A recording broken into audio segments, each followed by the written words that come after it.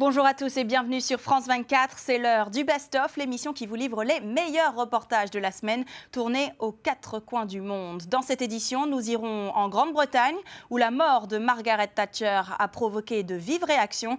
La Dame de Fer a laissé derrière elle un héritage controversé.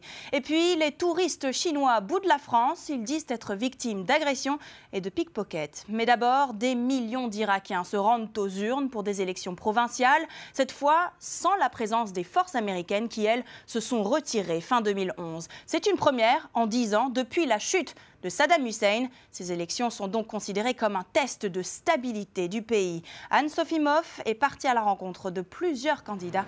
Voici son reportage. Sous la protection des forces de sécurité, près de 15,5 millions d'électeurs sont appelés aux urnes pour renouveler 12 des 18 assemblées provinciales et leurs gouverneurs. Plus de 8000 candidats sont en lice pour seulement 378 sièges à pourvoir. Abu Shahad est l'un de ces candidats à Bagdad. Chiite, il conduit la liste de son frère, l'ancien ministre de l'Intérieur, Jawad al-Bolani. Du soutien des chefs tribaux dépend son élection. Il est de la responsabilité des chefs de tribu de faire élire aux assemblées provinciales le plus propre des candidats. Il leur faut convaincre que cette personne mérite leur voix. Amélioration des infrastructures, accès à l'emploi, unité nationale, son programme séduit. Les gens ont besoin de services, un grand nombre de services. Des services de santé, des services administratifs, du travail pour les chômeurs, tout ce dont le pays a besoin pour fonctionner. Une recrudescence des attentats, plus d'une dizaine de candidats tués depuis janvier, des organes de presse saccagés, des violences qui n'arrêtent pas Riyad Abdul Karim, journaliste de la chaîne Al Diyar et directeur de campagne d'Abu Shahad. Il est évident que certaines entités poussent au sectarisme. Elles ont des agendas dictés par l'extérieur et influencés par des pays. Aider à la libération de tous les détenus, voilà ce que promet le cheikh Mohamed, candidat sunnite du bloc Al-Iraqiya Al-Arabiya du parti du vice-premier ministre Salah al-Motlaq. Une méthode qui peut rapporter beaucoup de voix. Il nous faut mettre en œuvre des plans stratégiques pour Bagdad et contrôler le chômage. Notre but est de rendre service aux gens et à la société. Le mari et beau-frère de cette femme ont été emprisonnés pour terrorisme. Salah al-Motlaq reste son seul recours. Si je ne voyais pas la télévision Salah al-Motlaq défendre les femmes irakiennes et les opprimées, je ne viendrais pas ici. Des promesses et des cadeaux. Dans l'ancienne base militaire d'Al-Rachid, où vivent des milliers de pauvres, Salah en a été témoin. Un des candidats est venu ici dans le quartier, il a réuni les gens avec devant lui une table, un Coran et derrière lui des cadeaux. Tous ceux qui ont reçu leurs cadeaux et juré sur le Coran vont voter pour lui. Bien qu'habitués aux promesses non tenues, les Irakiens voteront en masse. Ces élections auront surtout valeur de test pour le Premier ministre, embourbé dans une crise politique. Cette semaine, les funérailles de Margaret Thatcher ont été célébrées. La mort de l'ancien Premier ministre britannique a provoqué des manifestations à travers le pays. Pro et anti-Thatcher sont descendus dans la rue, divisés sur l'héritage économique que la Dame de Fer a laissé derrière elle. Mark Webber, Stéphanie Delsigui, Alain Titch et Joe Chapman. Des wagons de train à l'abandon, des usines fermées, des mines à l'arrêt et des dizaines de milliers d'emplois détruits. Ancien cœur industriel britannique, Doncaster est aujourd'hui très touché par le chômage. En cause, la désindustrialisation menée sous l'ère de Margaret Thatcher. Ici, la Dame de Fer a laissé un souvenir amer. Elle n'a absolument rien laissé. Elle a laissé un paysage complètement désolé parce qu'il n'y a pas d'emploi. Les gens ont perdu leur respect d'eux-mêmes, en un sens. Et aussi, elle leur a brisé le moral en les considérant comme ennemis de l'intérieur. Mais en descendant vers le sud du pays, les opinions sur l'ancienne Premier ministre sont plus que favorables. À 85 km à peine de Doncaster, Margaret Thatcher fait presque l'unanimité. 13 octobre 1925, Margaret Hilda Roberts voit le jour dans cette maison, juste au-dessus de l'épicerie tenue par son père.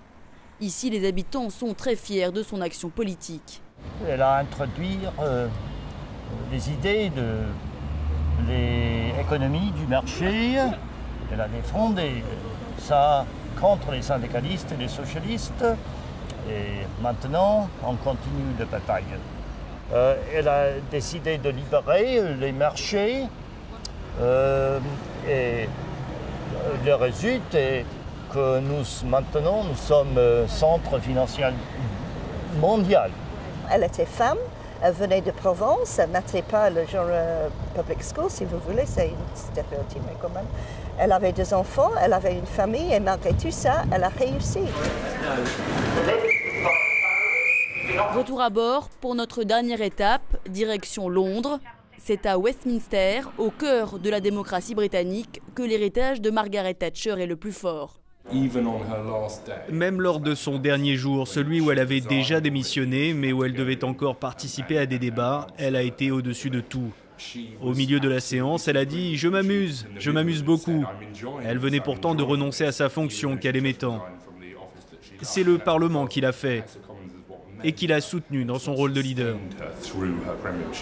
Maggie restera 11 ans et demi au pouvoir, le plus long règne pour un Premier ministre britannique.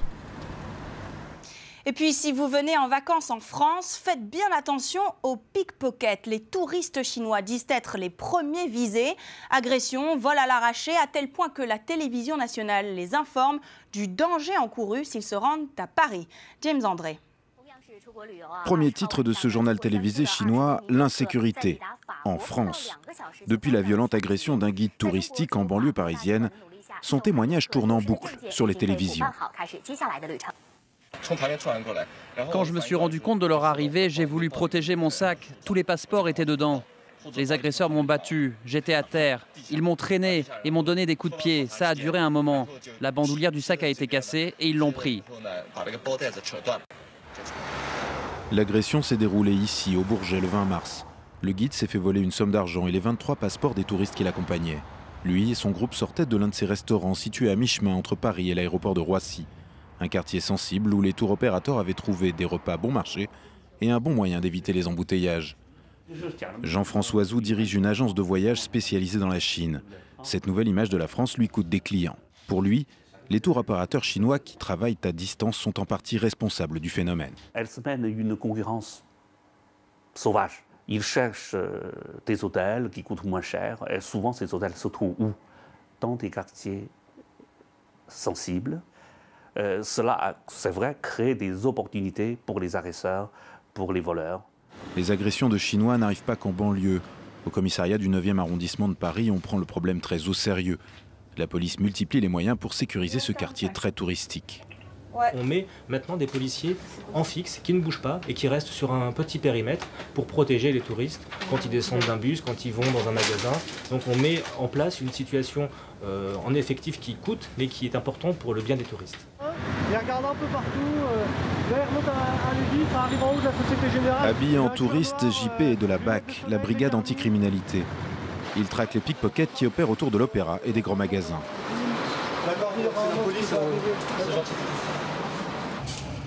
Le plus souvent, ce sont des bandes de jeunes Roms qui font mine de faire signer des pétitions, puis s'attaquent aux touristes. Tu vois là c'est en mode tir, parce qu'elles font tous sur lui, tu vois, tapent sur l'épaule, elles veulent faire les poches.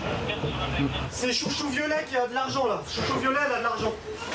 JP fonce, il veut interpeller la bande en flagrant délit.